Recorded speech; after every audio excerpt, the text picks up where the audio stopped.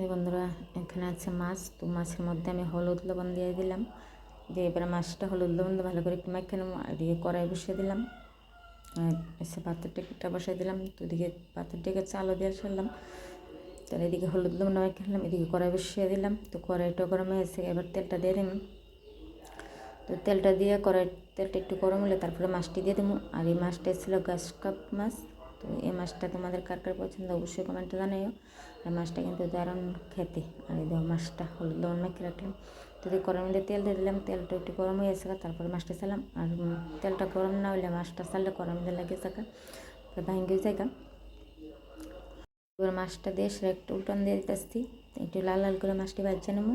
সেদিকে দেবো মাছটা কিছুটা ভাজা হয়েছে, এবারে নামাই নিতেছি। তো এদিকে মাছ ভাজা হয়ে এসে তারপর সম্বাস দিয়ে দেবো। তো সবটি মাছই নামাই নিলাম, সম্বাস দিয়ে দিলাম পেঁয়াজ কুচি।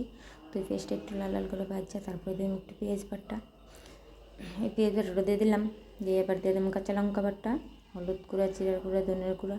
তো সব মশলা দিয়ে দিলাম, দিয়ে মশলাটা একটু ভালো করে ভাজা নেব।